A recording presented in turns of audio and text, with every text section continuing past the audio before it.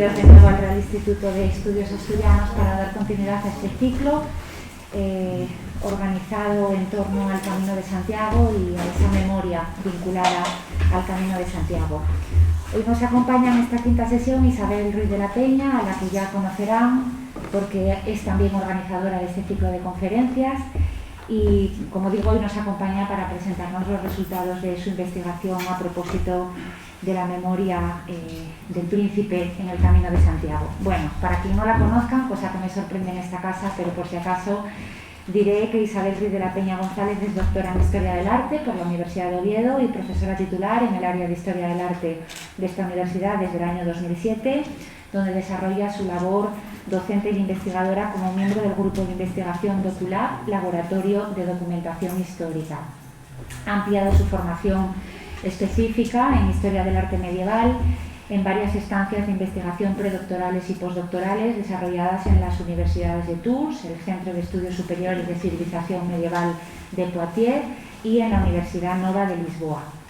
Ha estado vinculado a lo largo de su larga ya trayectoria académica sucesivamente a varios proyectos de investigación centrados en el estudio de las relaciones entre la Iglesia y la ciudad en la Edad Media, el monacato asturleonés y el arte funerario medieval.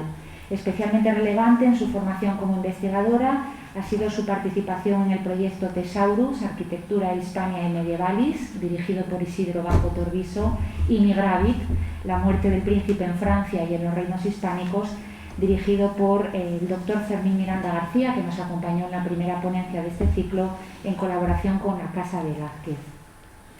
Ha presentado multitud de ponencias y comunicaciones en seminarios y congresos nacionales e internacionales, pasando por Francia, Gran Bretaña, Portugal, dedicados a la historia del arte y a la iconografía medieval, que es una de sus grandes especialidades.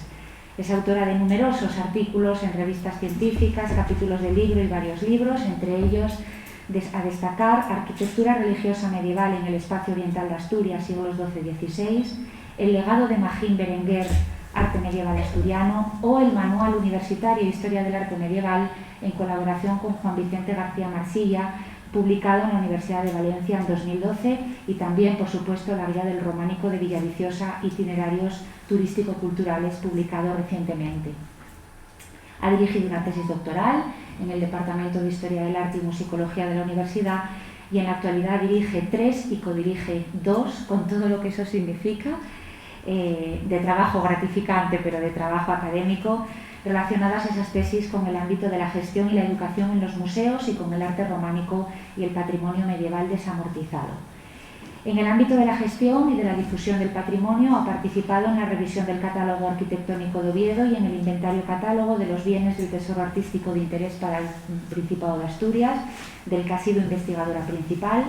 Ha comisariado varias exposiciones como Campus Vivo, Investigar en la Universidad, en el Museo Nacional de Ciencia y Tecnología de Coruña, impulsado por Cicid Crue, y junto a María Teresa López y Eloísa Ramírez la exposición Migravit, La muerte del príncipe en la Edad Media, de carácter itinerante, con sedes en la Universidad Autónoma de Madrid, Museo Arqueológico de Asturias, Archivo General de Navarra y Colegiata de Roncesvalles.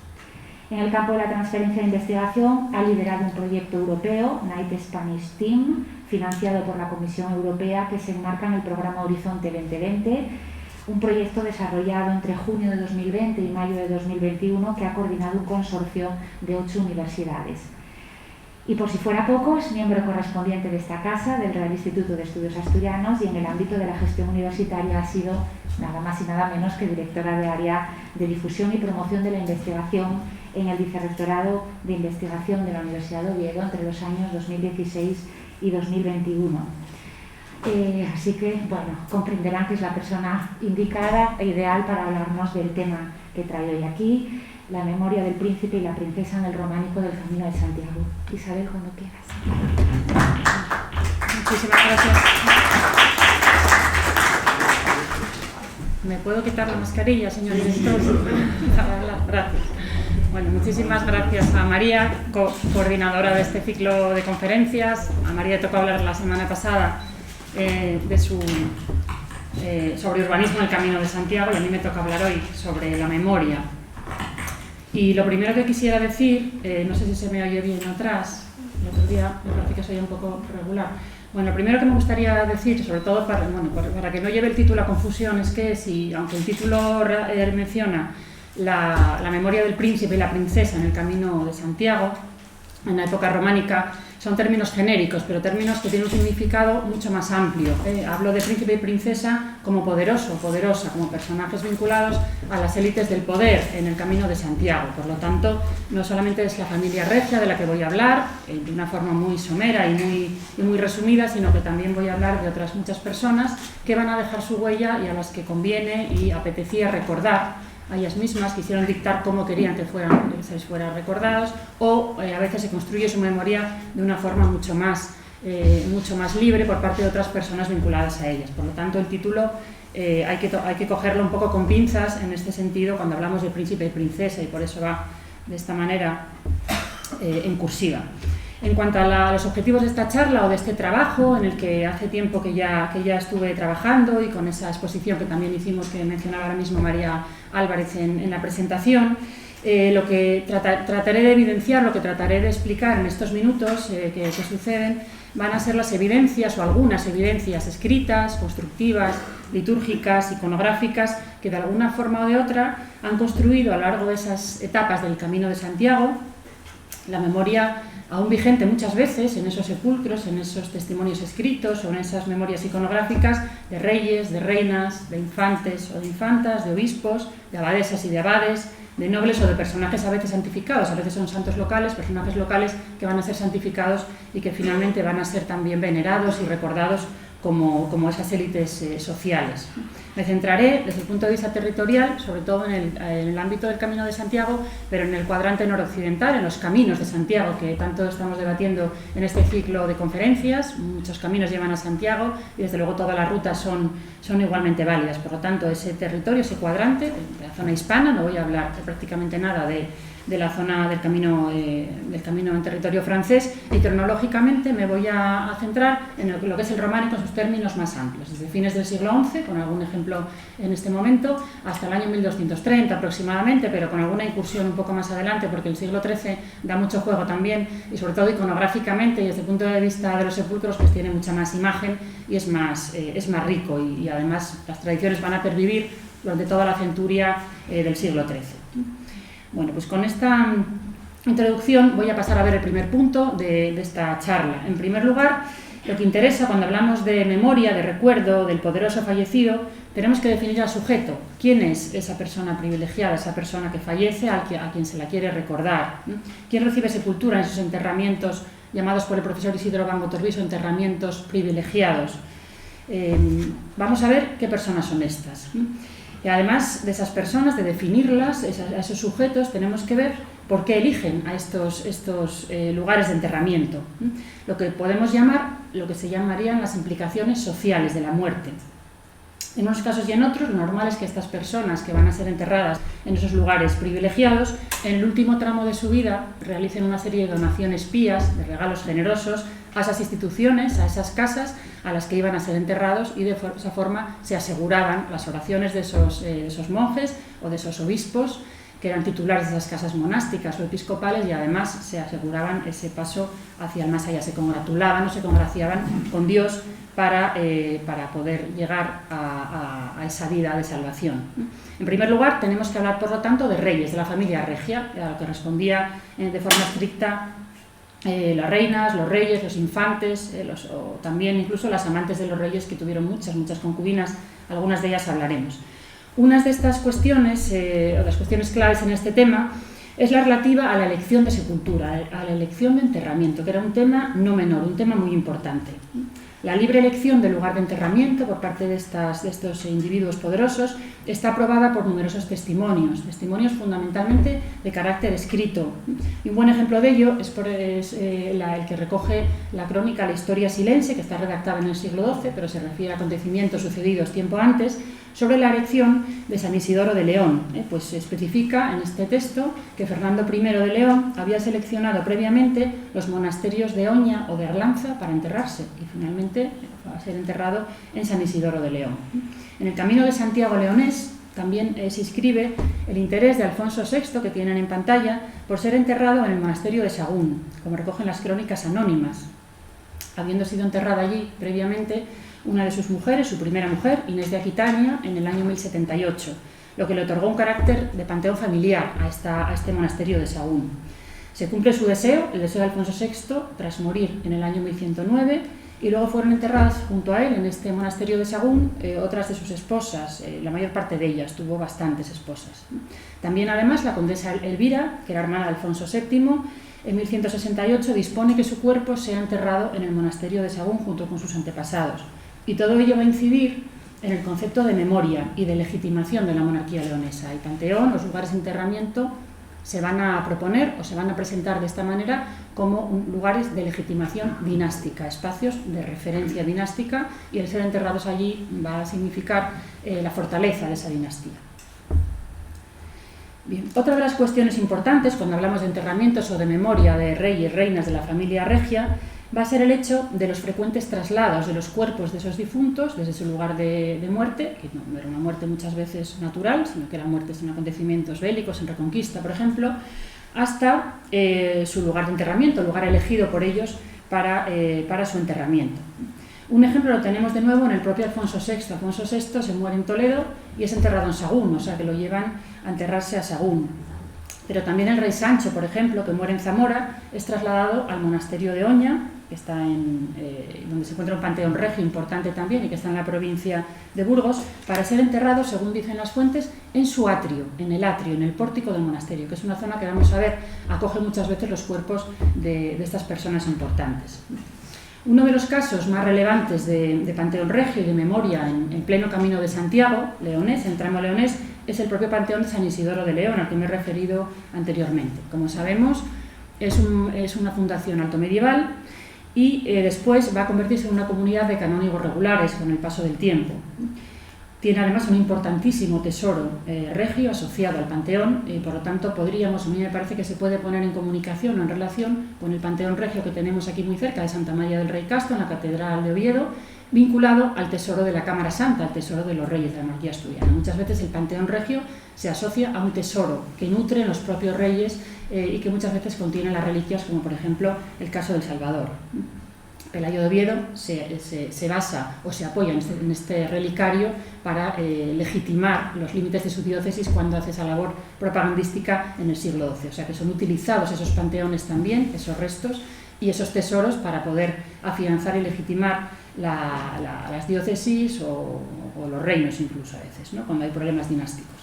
El caso de San Isidoro de León, además, en este momento queda claro el interés de vincular la monarquía a los restos mortales a un proyecto político muy importante, porque en el siglo XI se traen a San Isidoro antepasados regios que estaban enterrados en otras zonas. Esos traslados de cuerpo santo no solamente se llevan a cabo cuando el rey muere o la reina en un sitio alejado de su lugar elegido, sino que además los sucesores de esos reyes trasladan a los cuerpos de sus padres muchas veces por intereses propios. Y es el caso, por ejemplo, de Sancho el Mayor, que se muere en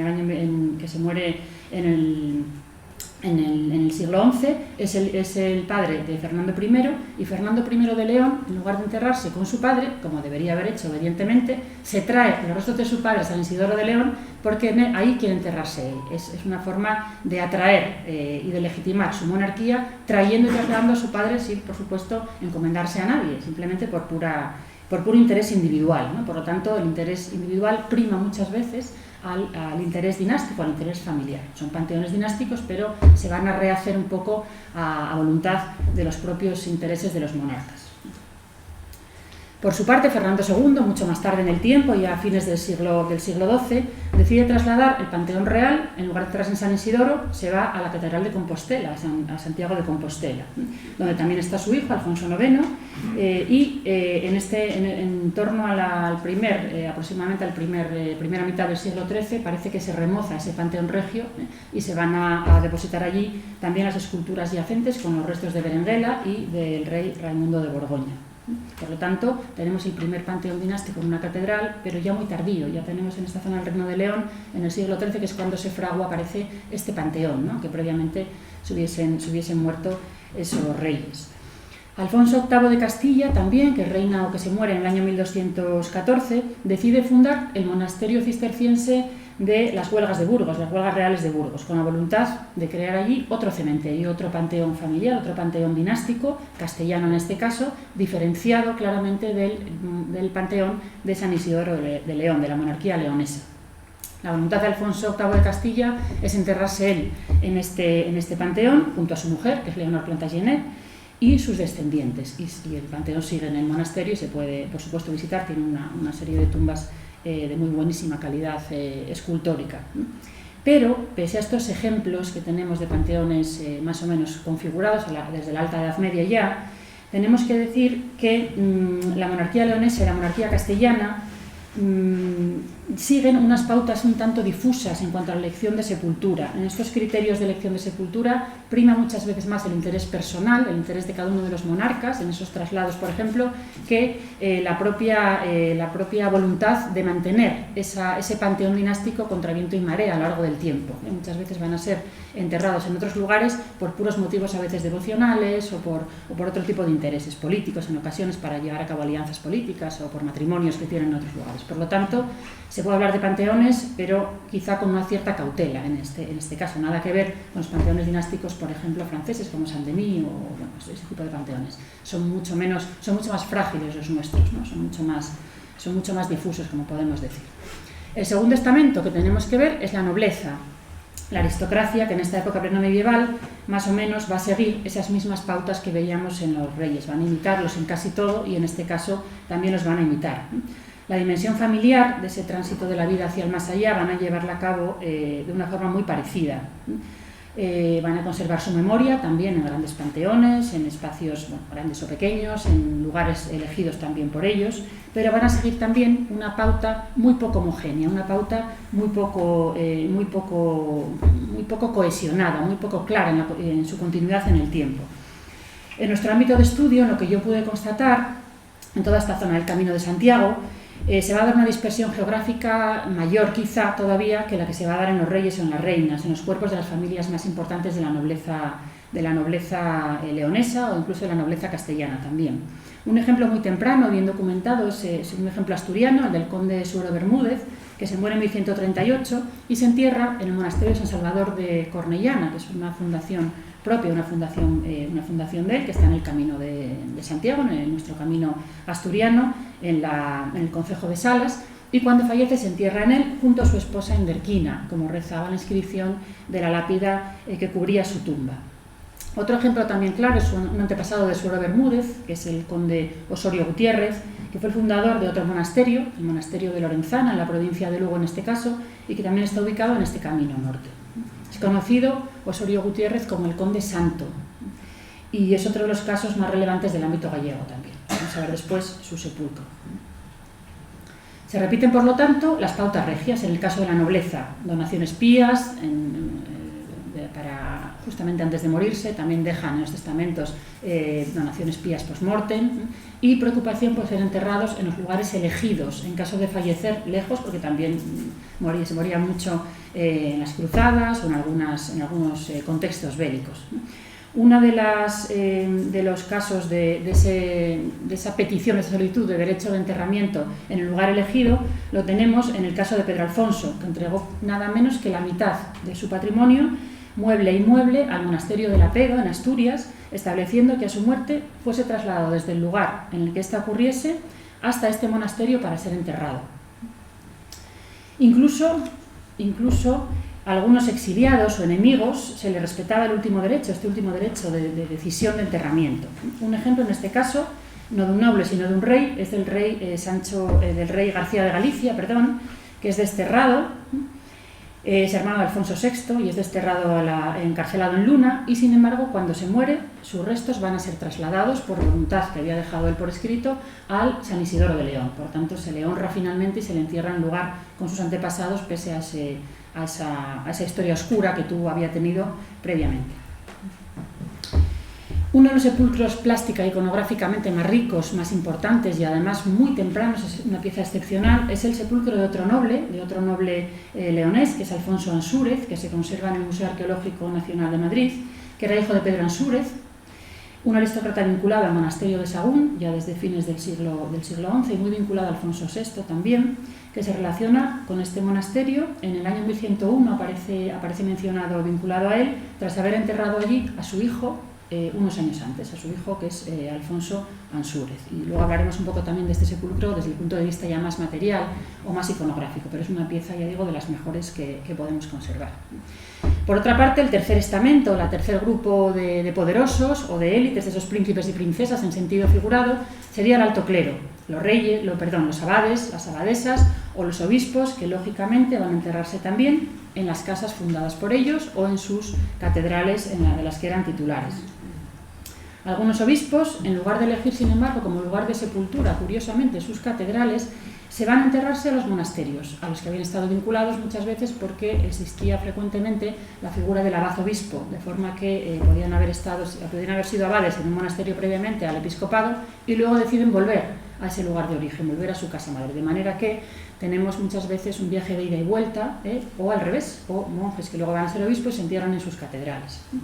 Uno de estos casos va a ser el propio obispo Pelayo de Oviedo, que tenemos cerca y por eso también lo traigo a colación, que será desterrado, pasa una época de destierro y busca refugio en la colegiata cántabra de Santillana del Mar. Pelayo de Oviedo deja preparada su lápida en el claustro, que está cerca, al lado de la sala capitular, tienen aquí una fotografía de ella, y la deja preparada, pero la deja sin fecha. Es desterrado y después, al irse a Santillana del Mar, allí es donde se labra su sepultura real, podemos decir, que es la que tienen en la otra parte de la fotografía, y finalmente se va a enterrar allí. Por lo tanto, es un caso también de obispo que se va a enterrar a otro sitio, pero no por voluntad propia, sino por haber sido desterrado. Tenemos otros casos también de episcopados, de obispos como Bernardo II, que fue obispo de Santiago, y sin embargo elige enterrarse en la colegiata de Santa María del Sar, a las afueras de Santiago de Compostela. Este muere en 1240, es uno de esos ejemplos tardíos que comentaba antes, que entramos ya en el siglo XIII avanzado. Sin embargo, se entierra en esta colegiata por su vinculación previa que había tenido con ella, de manera que tenemos un poco de todo.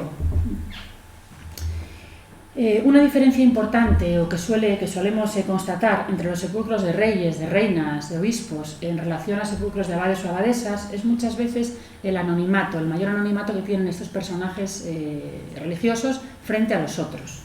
Muchas veces en los primeros, en los epígrafes, solían describir pues, el nombre, la fecha del óbito, alguna oración muchas veces o algún elemento laudatorio hacia ese muerto, ¿no? Hacia esa muerta. Sin embargo, en el caso de los abades o abadesas, lo más frecuente, no es el caso de esta lápida, pero lo más frecuente es que aparezcan simplemente elementos muy esquemáticos, bien su estatua yacente, que hay muy pocas, o bien sus atributos, el báculo, algún elemento que pueda definir como una sepultura de un abad, ¿no? En todo caso, van a ser mucho menos ricos en información que los de los reyes o las reinas o, por supuesto, los obispos también. Sí que tenemos muchas veces sus datos documentales en los obituarios, en esos recuerdos de la fecha de enterramiento que se recogen en las casas donde estaban enterrados y sí aparecen referenciados los abades en sus fechas para poder después llevar a cabo los aniversarios. Pero, como digo, es mucho más pobre la información que se nos da. Aquí tienen una imagen de Santa María de Carracedo, en León, con uno de los sepulcros abaciales, con ese báculo. Bueno, otro grupo, en este recorrido social de estos enterrados ilustres o de estos muertos ilustres, van a ser los personajes locales, las figuras o personajes que en principio que son personajes reales, pero que luego son santificados por su trayectoria y que van a ser muchas veces enterrados en contenedores ricos, en sepulcros lujosos, o a veces sus propias reliquias, sus fragmentos o sus restos. En este apartado, por lo tanto, tenemos que seguir la pista a un fenómeno que es interesante y que se documenta muy bien también a lo largo del Camino de Santiago, de la vera del camino. Y es que a principios del siglo XII, desde principios del siglo XII, asistimos a un proceso vertiginoso, muy efervescente, de exaltación hagiográfica, de exaltación de las figuras de estos santos, de figuras locales, que lleva muchas veces a redactar sus vidas, a redactar sus biografías, las vitae que se llaman. Se recopilan sus vidas, se recopilan sus milagros, muchas veces vinculados a esos personajes santos, y se exponen sus reliquias, ya bien en relicarios regalados o donados, o en sus propios sepulcros de piedra, lujosamente ornamentados. Entonces se van a convertir también en muertos ilustres cuando al principio, en un primer momento, no lo eran, no estaban predestinados a ser muertos ilustres, pero van a acabar siendo personajes a veces venerados y objeto de peregrinaciones masivas, podríamos decir casi. Uno de estos personajes ilustres, de estos muertos ilustres, va a ser San Rosendo. San Rosendo fue un abad obispo, de esos casos de dualidad de funciones, alto medieval, fundador del monasterio de Celanova, en la provincia de Orense. Y hacia el año 1160 se escribe su vida, dentro de ese fenómeno de redacción de las vidas de santos, se escribe su vida y los restos de San Rosendo van a pasar a ser venerados en el monasterio de San Miguel de Celanova, que está ahí ubicado, y va a ser objeto de una devoción importantísima. Lucas de Tuy también escribe la vida, en este momento, en el siglo XII, de Santo Martino, canónigo regular de San Isidoro de León, santificado por aclamación popular y ejecutor de numerosos milagros. En esa vida se recogen esos milagros. Pero según su biógrafo, además Santo Martino de León estaba enterrado, estaba ubicado en una zona sobre el Panteón, una especie de capilla remozada sobre el Panteón regio de San Isidoro de León, encima de los Reyes, encima de la zona del Panteón regio. Con lo cual tenemos un claro paralelismo en vertical, entre este santo abad y estos restos regios que se encontraban en el piso inferior. En algunos monasterios benedictinos, sobre todo leoneses y también castellanos, se utilizan episódicamente estos restos santos, estos restos de poderosos, ya sean regios o no, para elaborar la memoria histórica de esos monasterios, en la medida de sus intereses. Llevan el ascua a su sardina y lo que hacen es muchas veces en la segunda mitad del XII o principios del XIII recrean un poco, exagerando a veces, esa memoria sepulcral de esos lugares para atraer a poderosos, para atraer a peregrinos o para poder hacer de sus casas espacios con mayor impacto, espacios más poderosos, más importantes. Por ejemplo, es el caso de Oña, el monasterio de Oña, que tenía un panteón, como acabamos de mencionar, importante en la zona del atrio. Trasladó algunos restos de estos personajes en el siglo XII, a instancias de Alfonso VII sobre todo, para construir esa memoria, y además santifica de paso a uno de sus abades, al abad Íñigo, mediante la redacción de de su vita, en el año 1163, con lo cual es un fenómeno que va encadenando y que va uniendo esta exaltación de esos restos santos y unido muchas veces a esos personajes ya instalados en esos sepulcros con anterioridad. Pero ¿cuáles van a ser los espacios sepulcrales de las élites del románico en el Camino de Santiago? ¿Dónde se entierran dentro de esos espacios, de esas iglesias o de esos monasterios? Bueno, tenemos que decir en primer lugar que el derecho de enterramiento en el interior de los templos comienza a recuperarse a partir del siglo XII aproximadamente. Antes de ese momento prácticamente era imposible enterrarse dentro de las iglesias, ¿no? Y ahora sí que va a empezar a entrar poco a poco esos personajes ilustres, esos personajes poderosos dentro de los espacios, dentro de los templos. Sobre todo va a ser el románico de Cluny el que impulsa esta oleada de enterramientos en el interior de las iglesias. Pero todavía las partidas limitaban el derecho de enterrarse dentro de los templos, dice literalmente, a las personas ciertas que son nombrados en esta ley y que junto a reyes, infantes, obispos y abades incluían a los ricos hombres, dice las partidas, otros hombres honrados que ficiesen eclesias de nuevo en monasterios, escogiesen en ellas las sepulturas. Es decir, enterramiento sí, pero muy restringido a esas personas importantes.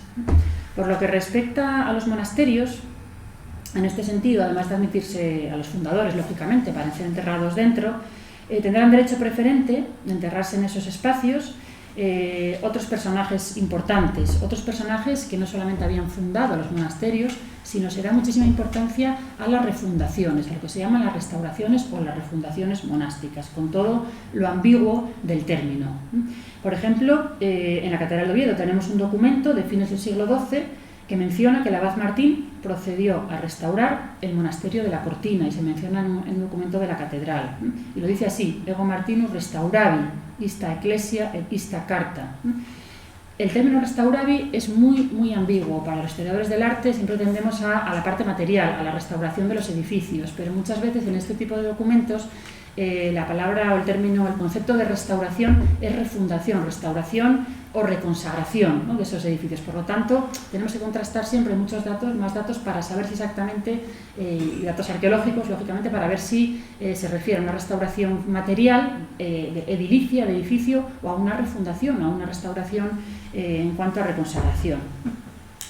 Y en este caso, lo que dice el documento está muy claro. Dice: bonum est qui edifica, melius est qui restaura. Si es bueno el que edifica, el que restaura o refunda es todavía mucho mejor, porque se supone que esa intención es mejorar o volver a darle el prestigio que tenía esa casa, ¿no? Por lo tanto, pues esas personas van a tener el derecho de enterramiento y de acogida preferente en el interior de esos espacios.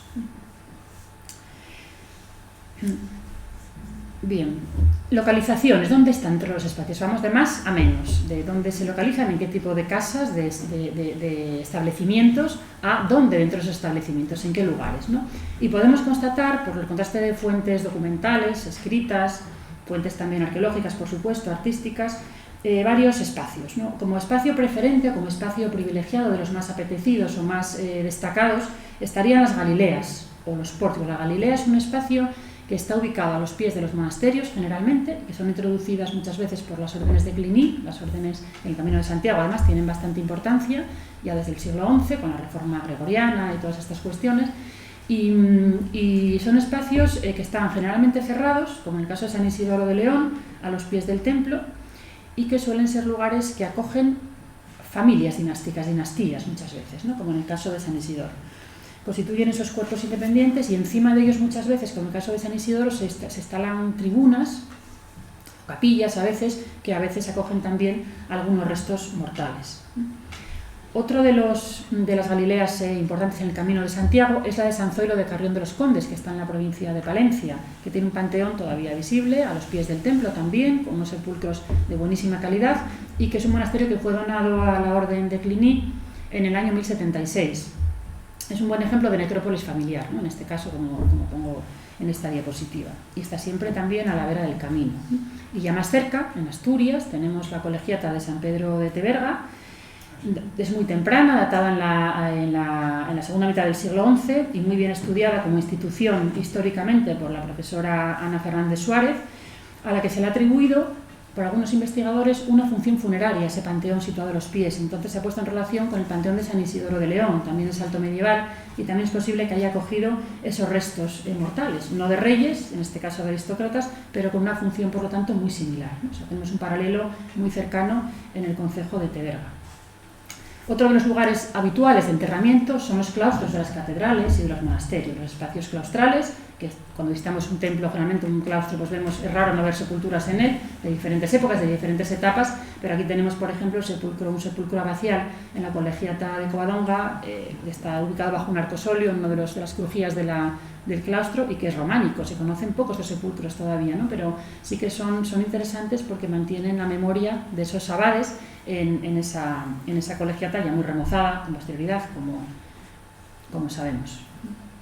Otro de los lugares también donde más restos mortales se suelen acumular en los monasterios o en las catedrales son las salas capitulares, las salas de capítulo, que son espacios, como sabemos, también muy decorados, muy bien cubiertos, muy bien abovedados, y que en este caso pues acogen muchas veces también a abades o abadesas o a los obispos que estaban al frente de esas casas. En este caso tenemos la sala de capitular de Santa María de Carracedo, que está en la provincia de León, también en el camino de Santiago, en la ruta leonesa, con sepulcros de abadesas, fundamentalmente. Bien, si pasamos dentro de los, propiamente dicho, dentro de los templos, dentro de los espacios de las iglesias, pues tenemos que volver a Asturias. Y tenemos el ejemplo de San Salvador de Cornellán, al que me refería anteriormente, con el caso de la fundación del conde Suero Bermúdez y de su esposa Enderquina. Los sepulcros de estos dos condes fueron trasladados al presbiterio en el siglo XVII, son traslados de época moderna, que es muy frecuente que se produzcan estos remoces, estos despieces y estas alteraciones, lo cual nos dificulta bastante la lectura de esos enterramientos y su interpretación, ¿no? Tenemos testimonios muchas veces de época moderna, como en este caso, que nos describen más o menos cómo eran los sepulcros originales o cómo se trasladan o cómo se cambian de ubicación o de sepulcro, pero siempre van a producir problemas a la hora de interpretar. En el caso del conde Suero Bermúdez y de su esposa Enderquina, El padre Carballo, en el siglo XVII, menciona que estaban en arcas de piedra, como se usaba, dentro del crucero de la iglesia. En la zona, una zona pues muy frecuente, también sepulcros en iglesias fuera de la península, ¿no? Y otro autor, Jerónimo de Chiriboga, también en el siglo XVII, especifica que, estos personajes estaban enterrados, dice, al pie de las gradas, junto al pilar de la capilla, es decir, en el mismo lugar, probablemente en la zona del crucero, antes justo de la zona del presbiterio, ¿no? Solamente no se conservan las cajas originales, solamente se conservan los 3 leones que debían portarlas, o 3 de los leones que debían sujetarlas, que eran muy característicos de los sepulcros románicos. También tenemos enterramientos en los atrios, en esas zonas de atrios o de pórticos, pero ya al exterior de los templos, no solamente dentro, en esas galileas cerradas, sino en la zona de alrededor, en lo que sería el dextro o el atrio de los monasterios o de las catedrales. Una de esas localizaciones la tenemos muy bien documentada en la vida de San Rosendo, a que me refería anteriormente, de San Rosendo de Celanova. La documentación de San Rosendo, aquí tiene una imagen antigua, dice que fue enterrado, que está enterrado prope ecclesiam Sancti Petri. Prope quizá estaría enterrado en ese atrio, en esa zona alrededor de la iglesia, probablemente fuera. Aquí tenemos otro ejemplo de Santiago de Peñalba, en la zona del Bierzo, con un enterramiento románico también en la zona del exterior, muy sencillo, con 2 arcos muy simples de medio punto, pero que probablemente respondiesen a esa pauta de enterramiento en la zona exterior de los templos, en ocasiones. Y esto tiene origen alto medieval y luego tiene remoces posteriores también. El templo de Peñalba, que es una maravilla, por cierto. Bien. Un sexto espacio posible, rastreado, de enterramiento de esas personas importantes, donde se guarda esa memoria de esos muertos ilustres, van a ser las capillas funerarias, tanto monásticas como catedralicias, incluso algunas en parroquias importantes. Es una ubicación bien rastreada, bien documentada en nuestro territorio asturiano. Se ha mencionado que Pedro Alfonso, que su esposa María Froilaz, serían enterrados en la capilla del monasterio de la Pedo, en esa voluntad que manifiesta vehementemente el propio Pedro Alfonso, y no son pocas las alusiones a otros personajes importantes, nobles, de la nobleza altomedieval y asturiana, enterrados en capillas funerarias, que no se conservan, ni sus sepulcros ni las propias capillas a veces, pero sí tenemos los testimonios que nos ayudan a reforzar esta localización. No siempre se dice dónde estaba, se habla de capilla, pero en término muy genérico muchas veces, entonces pues podrían estar en diferentes sitios, que muchas veces son lugares adyacentes a las cabeceras o en la zona de los pies. Hay todo tipo de localizaciones, también lo digo que no es fácil marcar unas constantes. Y un asunto siempre importante, ¿no? Tenemos que ser muy críticos y tener muchísima cautela a la hora de definir esos enterramientos, por todos esos remoces que han ido sufriendo a lo largo del tiempo, no solamente desde época medieval ya, desde época de fines del gótico a veces hay remoces, pero sobre todo en el barroco, cuando hay dinero y hay las grandes transformaciones de los templos, es cuando se producen esos desmantelamientos, a veces se reubican, a veces no, y se alojan en sepulcros más modernos, a veces con inscripciones que recogen las antiguas, pero no siempre nos podemos fiar de lo que vemos y de lo que ha llegado hasta nuestros días. Bueno, ¿qué tipos de sepulcros y monumentos funerarios tenemos? ¿No? Tenemos los lugares, tenemos esos espacios monásticos o catedralicios, o a veces parroquiales, pero ¿cómo eran los sepulcros? ¿Cómo van a ser? ¿Qué tipología van a tener, ¿no? Bueno, van a ser también muy variados, y muy variados en tipología, muy variados en decoración, muy variados en la información que nos van a ofrecer. Una de las tipologías más frecuentes son estas que tenemos en pantalla, que ponía anteriormente, la de los sepulcros bajo arcosolio, una especie de pequeña bóveda que se define al encastrarse en los muros de las iglesias o de los claustros, y que es frecuente que también estén decorados, tanto los sillares del fondo como las propias roscas de los arcos, por supuesto las lápidas también. Otro tipo de enterramientos de sepulcros son los sepulcros de caja, los sepulcros clásicos, por decirlo así, ¿no? Que son sepulcros monumentales, bien trabajados, bien construidos, se conservan bastantes, no muy decorados, pero sí que se conservan bastantes, y que según estén labrados por todas las caras o solamente por 3 de ellas, estarían concebidos para ser exentos, ser rodeados, o para encastrarse en un muro, de forma que solamente no hacía falta decorarlo todo, ¿no? Ellos eran bastante prácticos y decoraban lo que había que decorar, pero el resto lo dejaban sin hacer, ¿no? Aquí tenemos algunos ejemplos, uno más cercano, que es el sepulcro de Gontrodo Pérez, o Gontrodo Petri, que muere en 1186, que fue amante de Alfonso VII, y que se muere en Santa María de la Vega, en Oviedo, No se conserva el espacio de enterramiento, el monasterio nos gustaría, pero sí que se conserva su magnífico sepulcro en el Museo Arqueológico Provincial de Asturias. Entonces, es uno de los ejemplos de poderosa, de noble y amante del rey, a la que se le funda un monasterio, vamos a decir, para ser acogida en él, de una forma digna, y su sepulcro da muestra de la dignidad de esa persona, ¿no? De la importancia que tiene esta mujer.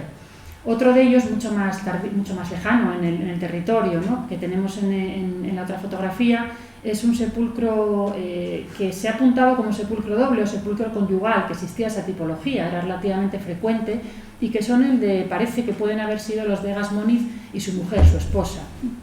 Está en Portugal, en San Salvador de Paso de Sousa, y se fecha un poco más tarde, se fecha en torno a 1200 aproximadamente. Lo que pasa es que aquí tenemos una caja muy grande, como se puede ver, y muy decorada en todos sus lados, pero las dos tapas que están encima parece que son fruto de remoces posteriores, no parecen que proceden de otros, no encajan bien ni iconográficamente ni tipológicamente. Entonces parece que son fruto de esos traslados tan complicados y tan incómodos a la hora de interpretar esos sepulcros, y por lo tanto pues no podemos asegurar que haya sido esta la tipología original de esta tumba. Además no tenemos tampoco ni muy buenos grabados ni otros testimonios iconográficos que permitan asegurarlo o desmentirlo.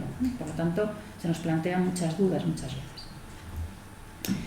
Claro, hablábamos de dificultades, esto sería una especie de inciso, ¿no? Dificultades porque aquí hay personas en la sala que están trabajando desamortizaciones de edificios religiosos y son conscientes, probablemente mucho más que yo, de los problemas, ¿no? El siglo XIX es un momento negro para el patrimonio y para esos expolios, traslados, robos, malas ventas, y la labor de las juntas desamortizadoras y de las comisiones de monumentos en toda España pues es una labor encomiástica, es una labor muy importante, pero que muchas veces acumulan en sus almacenes de forma provisional muchísimas piezas que acaban perdiéndose, acaban teniendo problemas de catalogación y acaban muy dispersas, de manera que se nos presentan esos problemas, ¿no?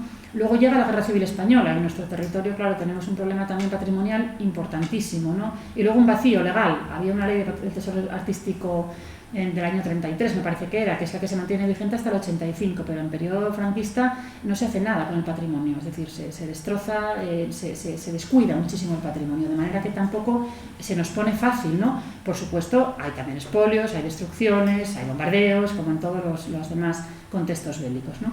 Y luego además a eso se suman los expolios o las salidas de estas piezas, que a veces si son piezas lápidas o piezas del recuerdo de esos poderosos, pues son fácilmente transportables, de manera que tenemos muchas veces testimonios en museos estadounidenses, en el Museo de los Claustros de Nueva York, por ejemplo, en el Museo Metropolitano, o en colecciones privadas, que todavía es mucho peor, porque encima no se puede ni siquiera ver. Por lo tanto, estas son dificultades que tenemos a la hora de reconstruir esa memoria también de los poderosos. Bien, y en cuanto a la ornamentación, en cuanto a la iconografía, los programas escultóricos o pictóricos que se ligan a esos sepulcros, ¿no? ¿Cómo tenemos que abordarlos y no sabemos si se pueden definir o no exactamente pautas iconográficas? En este sentido, tenemos muy pocos lápides, muy pocos sepulcros, muy pocos espacios que en el románico alberguen una iconografía escultórica o pintada que pueda definirse como una iconografía coherente con el resto de elementos, con los capiteles del espacio o con la pintura que hay en el espacio, y de manera que son escasos los testimonios. Tenemos aquí otra vez la lauda de Alfonso Ansúrez, que como digo pues es de las piezas más importantes que tenemos en nuestro país, conservada en el Arqueológico Nacional, y que está fechada. Por lo tanto tenemos casi una de las primeras manifestaciones de la plástica funeraria hispana que está fechada en el año 1096, que es cuando muere Alfonso Ansúrez, y además tiene una banda epigráfica en todo el eje de la lauda. En toda esta parte de aquí está definida él y su esposa Eilo, que también está enterrada con él, y luego desarrolla una plástica interesantísima, porque aparece la figura de Alfonso Ansúrez, del propio muerto, vestido con un brial, que está semi-incorporado, parece que se levanta, se incorpora y entrega y dirige sus manos a la mano de Dios, que aparece por esta zona, y luego está acompañado pues, de los evangelistas y de los arcángeles, de los ángeles, que van a velar por que el tránsito de la vida hacia el más allá pues, sea un tránsito seguro y un tránsito piadoso, de manera que tenemos un programa iconográfico que el profesor Serafín Morales en su momento ya interpretó como un posible una posible manifestación muy precoz, muy temprana de la fe en la resurrección del cuerpo, ¿no? Porque él aparece incorporándose y aparece entregando su alma, pero también su cuerpo casi a la figura de Dios, que aparece sugerida simplemente por esta mano. O sea, que es un ejemplo de monumento funerario muy temprano, de un personaje noble bien conocido en el Camino de Santiago, en la zona de Sahagún, de lo mejor que tenemos en la península ibérica. Es el tema de esa encomendatio anime y entrega del alma o del espíritu, ¿no?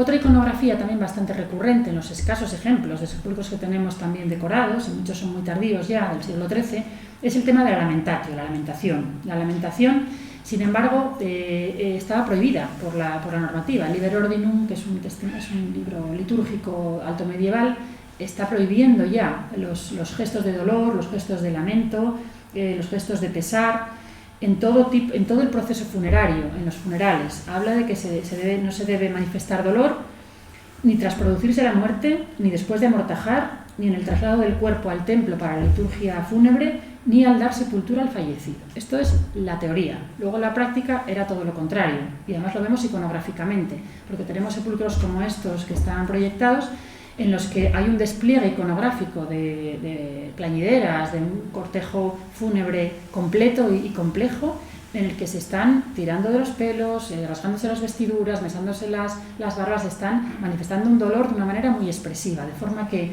una cosa es la teoría y otra cosa es lo que realmente se estaba llevando a cabo. Incluso lo manifiestan en esos sepulcros, ¿no? O sea, que bueno, son más tardíos, pero desde luego no se estaba cumpliendo. El otro está en el Museo Arqueológico de Palencia y procede del Monasterio de la Vega, que está en esa zona, del taller de Carrión de los Condes, ¿no? También. Yacentes tenemos muy pocos. Iconográficamente en el siglo XII prácticamente no hay nada.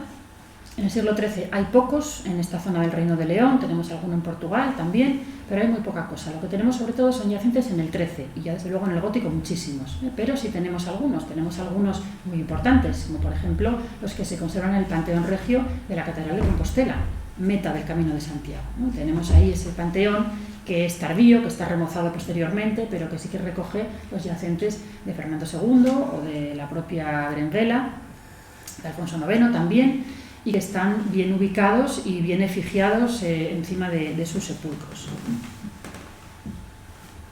También tenemos yacentes, tardíos también, en el siglo XIII, de obispos, como el obispo Bernardo que ponía anteriormente. Se conserva un magnífico sepulcro en la Colegiata de Santa María del Sar, en la que fue enterrado, con ese yacente vestido, ataviado con todos sus atributos episcopales, con la mitra, con el báculo, con todos los ropajes, y en este caso sí, con una gran inscripción en uno de los laterales de la caja. Es muy interesante porque describe toda esa información.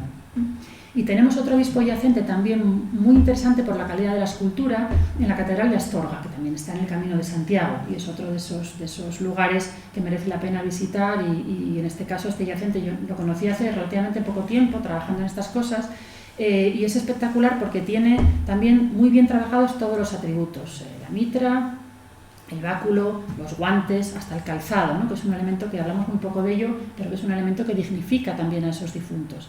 Parece un calzado puntiagudo, con los encordados, con los cordones, y que muy probablemente serían de sedas, con brocados, con elementos pues, que distinguían también la memoria de ese difunto del resto de los personajes. Desde luego, quizá el ciclo iconográfico de que dio la imagen al cartel del ciclo de conferencias, de los mejores que tenemos en el siglo XIII, ya es tarde, ya me voy acercando hacia fines del siglo XIII porque bueno, me parecía interesante por lo menos traerlo para que se pudiese ver. Son los sepulcros del infante Felipe de Castilla y de Inés Rodríguez Girón, su esposa, parece que es su primera esposa también, cerca de 1270. Están ubicados en Villalcázar de Sirga, que está justo en el Camino de Santiago, en la zona palentina, y son dos espectaculares sepulcros con muchísima policromía además y muy bien esculpidos. Tienen los yacentes encima de las cajas, ataviados con su ropa también nobiliaria, y luego tienen sobre todo una iconografía alrededor muy interesante, una iconografía funeraria, de cortejo fúnebre, pero de duelo también, ¿no? Y en concreto merece la pena fijarse en esta escena, que es un rito funerario, un rito de duelo, que se llama la escena de correr las armas, que estudió muy bien la profesora Francesca Español, y que es un rito funerario, es un rito de duelo que tiene su anclaje ya en la época tardorromana. Se establecía ya para honrar a los emperadores romanos. Es un rito que se establece para vincularlo a la memoria militar, a la memoria caballeresca. Se aplica tanto a caballeros, sepulcros de caballeros, como a sepulcros de reyes. En este caso son caballeros, son nobles, pero bueno, están los escudos invertidos, las banderas también a veces están invertidas, y tienen también otros nombres que tenía por aquí apuntados. Se llaman también el quebrantamiento de escudos o el arrastre de banderas, también se llama este rito, y es muy llamativo. Hay muchísimos en Cataluña, también son tardíos muchas veces, pero que en este caso está muy bien representado. Bueno, lo lógico es que la mayor parte de los sepulcros no tuviesen esta ornamentación, fuesen sepulcros lisos, con un epígrafe muy sencillo muchas veces, o con una ornamentación vegetal, como el caso de la de Gontró de Petri, que es muy bueno, que es un sepulcro muy bueno, pero que son simplemente roleos vegetales, con aves, con cuadrúpedos, con la banda epigráfica y poco más. Son motivos que se trasladan de tejidos, de orfebrería, de artes suntuarias, pero que no tienen ese desarrollo iconográfico narrativo tan importante como veíamos en los anteriores. Otro elemento también interesante para ir terminando ya, vinculado a la memoria de esos personajes poderosos, de nobles, de santos locales, de reyes también, es el fenómeno de la reutilización de sepulcros antiguos, sepulcros clásicos de época romana, que estos poderosos eligen para ser enterrados en ellos. Y tenemos muchos ejemplos en el Camino de Santiago, y alguno de ellos pues muy llamativo, como este que tenemos en pantalla, que es el sepulcro de Osorio Gutiérrez, el conde santo que mencionaba anteriormente, y que está en el monasterio de Lorenzana, en la provincia de Lugo. Es un sepulcro clásico, romano-aquitano, y que se decora con estrígilas, son esa especie de ondas que tenemos en este frente de aquí, y con un crismón que preside. Es muy sencillo, pero es un sepulcro que la tradición dice que el propio conde trajo de Jerusalén, y bueno, pues que todo ello es milagroso, por supuesto, pero sí que habla de ese prestigio de lo antiguo para el enterramiento del poderoso, que está justamente también en un tramo del camino. Hay muchos más, no es el único, pero bueno, traía este porque me parece que es bastante interesante, ¿no?, como ejemplo. Pero para ir terminando también tenemos que mencionar el ajuar funerario. La memoria no solamente es a través de los sepulcros, de los espacios o de los testimonios, ¿no?, escritos, sino que también tenemos los ajuares, que están menos estudiados porque se conserva poco, sobre todo los tejidos, que se pudren con facilidad, que se conservan muy mal, ¿no?, en zonas húmedas como la nuestra, como la zona noroccidental. Pero tenemos ejemplos interesantísimos de ajuares bien conservados, tanto de reyes, de reinas, de obispos, de abades, de abadesas, ¿no? Obras de orfebrería, joyas, pero también telas, sudarios, las mortajas, la vestimenta, el calzado o los tocados con los que se enterraban ellos mismos, ¿no? Entonces, bueno, una de las cuestiones quizá menos conocidas, pero más interesantes, más bonitas, es el tema de los textiles, de los sudarios o de las mortajas. Hay un museo que es el de las Huelgas de Burgos, que tiene un museo de las telas medievales, que tiene una colección de tejidos, muchos de ellos funerarios, que merece la pena conocer, ¿no? En este caso traigo dos telas que se conservan en el Museo de San Zoilo de Carrión de los Condes, donde está ese panteón familiar que veíamos antes, que son dos sargas, dos telas de seda hispano-musulmanas, que eran muy apreciadas, lógicamente, por los nobles, por la nobleza cristiana, y que se traían para servir de mortaja para enterrarse con ellas, ¿no? También para envolver restos santos, reliquias, ¿no? En la arqueta relicaria muchas veces hay esos paños ricos para poder envolver las reliquias. En este caso, estas dos telas están recogidas en dos de los sepulcros de Carrión de los Condes, y probablemente estuviesen elaboradas en esos tiraz o esos talleres de Al-Ándalus, ¿no? Muy probablemente pues, vinculados a esas mujeres más bien enterradas en esos sepulcros, ¿no? Pero también tenemos calzados, los escarpines de Teresa Petri, estudiados por la profesora Telvina Fernández, miembro del Real Instituto también, que se fechan a fines del siglo XII y que se conservan muy bien. Son de cordobán, son de cuero, policromado y trabajado, labrado y también dorados, y se conservan perfectamente bien. Además tienen un aspecto muy moderno también, son como zuecos, ¿no? Como los zuecos que podemos comprar en cualquier mercadillo. Bueno, pues se encuentran en este estado de conservación, y también digo que son elementos que prestigian la memoria de la enterrada en este caso. Bien, y ya finalmente, para terminar, tenemos que mencionar el recuerdo de esos personajes, hombres, mujeres, poderosos o poderosas, a través de la memoria funeraria escrita. No ya en textos en pergamino, sino en epitafios, en obituarios o en aniversarios, no ya en textos cronísticos como veíamos anteriormente, ¿no? Los epitafios sepulcrales, en piedra, en superficies labradas, ¿no? Van a ser muchas veces los que más información nos van a aportar en ocasiones, ¿no? Aquí tenemos la lauda, el dibujo de la lauda del conde Suero Bermúdez, en el monasterio de Cornellana, que caracteriza, que lo recuerda su memoria, la memoria de este noble asturiano, como guerrero piadoso, dice semper amenus, pero destaca sobre todo, lo destaca en su individualidad, no lo destaca perteneciente a un linaje, como muchas veces hacen con los reyes o las reinas, sino simplemente como una persona válida por sí misma, ¿no? por decirlo así, y cuya memoria tiene muy bien custodiada los monjes de este monasterio, ¿no? Se apropian de esa memoria en este sentido. Tenemos muy cerca de aquí, en Oviedo, un conjunto de epitafios femeninos muy interesantes en el Museo Arqueológico Provincial y también en el monasterio de San Pelayo, que pertenecen a fines del siglo XII y que presentan siempre a una serie de mujeres, abadesas o la propia Gontrodo Pérez, como en el caso del epitafio que tenemos aquí al lado en la fotografía, las presenta con caracterizándolas con una serie de tópicos que se van a ir repitiendo, de lugares comunes, ¿no? Hablan de ellas, hablan de la fugacidad de la vida, de la gloria de su linaje, de la cronología de su fallecimiento, de lo sabias que eran, de lo prudentes que eran en su consejo, muchas veces a sus maridos estaban casados y si no al consejo a sus compañeras, a sus hermanas, ¿no? De la belleza o de la muerte prematura que las alcanza muchas veces, ¿no?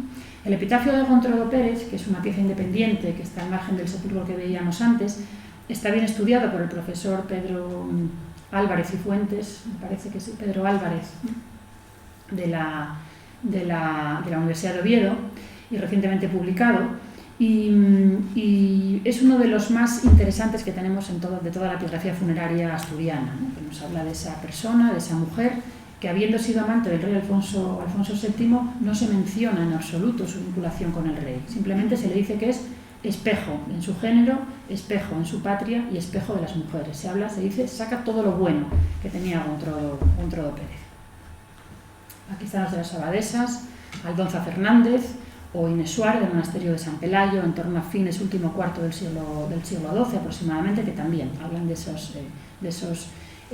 esas alabanzas, de esas virtudes, de esas mujeres, en una serie de expresiones muy comunes, muy frecuentes, ¿no? Pero un tratamiento diferente se le va a dar a otra amante regia, que es Jimena Muñiz, también en el entorno del Camino de Santiago, en la zona leonesa, cuyo epígrafe tenemos aquí en el museo, en esta fotografía que está conservada en el Museo Arqueológico de León, de la que se dice que fue amiga de Alfonso VI. Bueno, lo de amiga es un eufemismo, ¿no? Porque fue amante claramente de él, pero se menciona, no es como el caso de Gontrodo Petri, que no se menciona para nada, solamente las virtudes. Aquí se dice que fue amiga, ¿no? Se muere en 1128, es más temprana la muerte de ella que la de Gontrodo Pérez, pero a mí me parece que son dos paralelos muy cercanos, ¿no? También amantes del rey, Alfonso VI ella, esta Jimena, Gontrodo Pérez de Alfonso VII, y que se les da un tratamiento de cierta dignidad a las dos, ¿no? Esta se muere en el monasterio de San Andrés de Vega de Espinareda, y bueno, pese a esa expresión de amiga del rey, por lo menos se le hace un epitafio o un monumento epigráfico interesante. Sin embargo, luego ya en el texto vemos que se dice: la riqueza, hermosura, linaje, las bellas costumbres y el buen trato me prostituyeron al tálamo reinante, es como si hablase en primera persona, ¿no? Ahí se denosta mucho más la imagen de ella, ¿no? Contrasta un poco con ese tratamiento de la propia lauda, tratamiento material. A mí y al rey, los hados implacables que todo lo pulverizan, obligándonos a pagar el mortal tributo. Y luego ya te habla de la cronología. En San Isidoro de León se encuentran uno de los principales conjuntos y más ricos epigráficos funerarios que hay en todo el Camino de Santiago, sin duda. Uno de ellos es el de la infanta Sancha, que es benefactora de este monasterio y hermana de Alfonso VII, y que se muere en 1159. Y de Sancha se dice que murió virgen y que su esposo fue San Isidoro.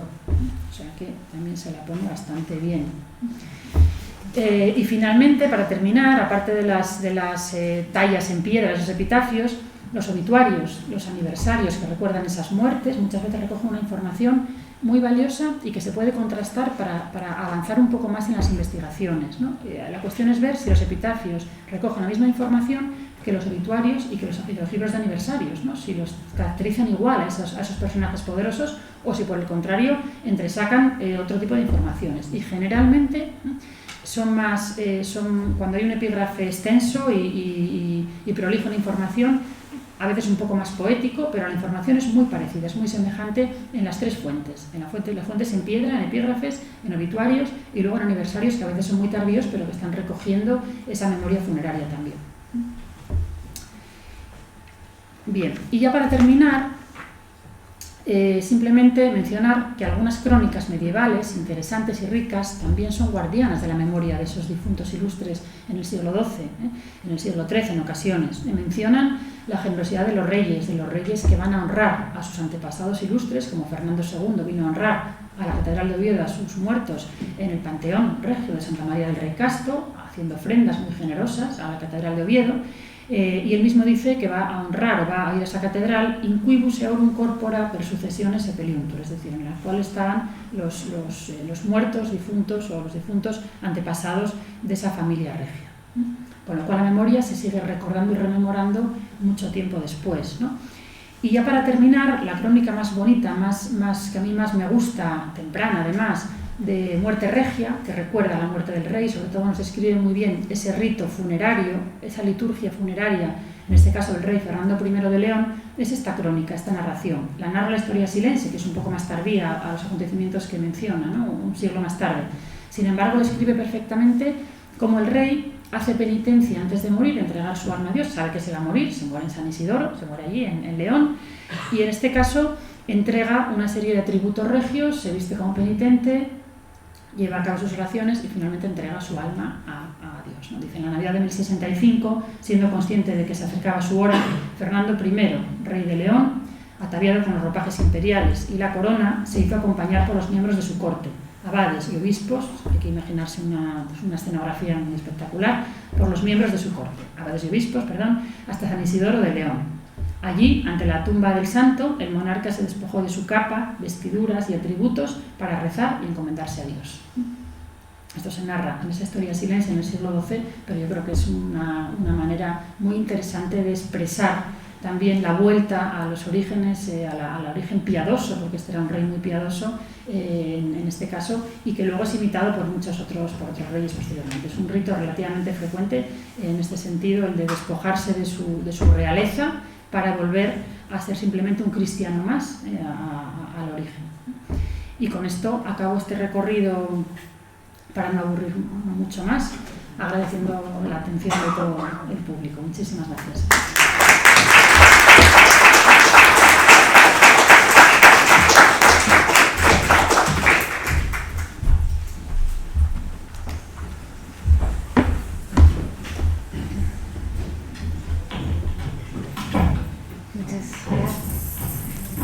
Muchas gracias, Isabel. Qué bonita presentación, qué sugerente y qué bien documentada, ¿no? Qué bien documentada. Bueno, se abre el turno de palabra para que cualquier persona del público que quiera participar lo haga o bueno, que le pueda formular alguna pregunta a la ponente. Cuando ponía Lorenzana, ¿por qué ponían Asturias y es Lugo? No, es Lugo. Tenía Asturias, es una confusión. ¿Qué tenía? ¿Asturias puesto? No. Sí. Pues me confundí, perdón. Sí. No, es Lugo. Me confundí, sí. No, pero aclaraste las cosas. Si está puesto, estaba mal puesto. Estaba escrito Asturias, pero dijiste Lugo. Ah, pues escribí Asturias y era... No, es Lugo, desde luego. Merece la pena, el sepulcro es espectacular. Gracias por la corrección. Lo modificaré en la diapositiva, sí. Sí. Esto de los enterramientos dentro de las iglesias, yo tenía estaba equivocado, o sea que realmente los enterramientos dentro de la iglesia, bueno, duraron hasta el siglo XVIII más o menos, ¿no? Y después afectaron no a los importantes, sino a todo el mundo, hasta donde yo sé, ¿verdad? Sí. Pero antes del siglo XI, ¿cómo eran los enterramientos? Eran fuera, antes del siglo XII eran en cementerios, claro. O sea, había... se volvió otra vez en el XVIII Sí, eran en cementerios, que había cementerios en las afueras de las ciudades, en torno a las iglesias también había cementerios parroquiales o... Salvo los obispos que se enterraban en sus catedrales y los abades y demás, pero la gente se enterraba en sus cementerios, claro. Y además expresa, la norma hace mención expresa de que, ojo, con enterrarse dentro solamente las personas indicadas y... partidas. Y poderosas, claro, sí, las partidas en el 13, pero bueno, que venía ya de atrás. ¿Y dura hasta el reinado de Carlos III más o menos? ¿Dura, por poner un ejemplo? Aproximadamente, sí, bueno, por ahí más o menos. Por cuestiones sanitarias, básicamente, ¿no? Claro, porque se nos acumulaba y bueno, era problemático. Es verdad que luego hay muchos traslados y muchos remoces y bueno, muchas iglesias tienen sepulturas dentro que vemos todavía incluso numeradas, ¿no?, en los pavimentos. Hay algunas muy buenas aquí en Asturias, en la zona de Zardón, por ejemplo, pero claro, son recientes, más recientes. No son medievales. Sí. ¿Existe la cuba de Santo Martino en San Isidoro de León o es una fake news que... No, existe el recuerdo, pero no existe documentación material, no existe, no queda el sepulcro. Otra cosa, en la iglesia de Viana de Navarra, muy cerca de Logroño, sí, está enterrado fuera, según pone allí, César Borgia, hermano de Alejandro VI, me parece, o hijo. Está enterrado y me parece recordar que, yo no sé latín, pero sí, la inscripción era como un réprobo de, o sea, condenado por su conducta o algo así, me parece recordar. no lo sé, puede ser, pero yo en Navarra ya conozco menos. La zona de Viana lo controlo menos. Lo podría consultar o preguntar a los colegas, a Luisa Ramírez o a Fermín Miranda, que estuvieron en este ciclo también, que probablemente sepan un poco más, pero posiblemente es una zona también interesante en cuanto a enterramientos, en cuanto a sepulturas.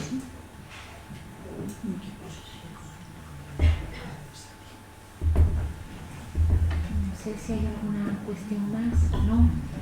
Bueno, pues le agradecemos muchísimo a Isabel Ruiz de la Peña esta conferencia tan bonita y tan bien ilustrada, a ustedes por venir y les emplazamos a la próxima semana porque finalizamos el ciclo con la última de las conferencias. Muchas gracias.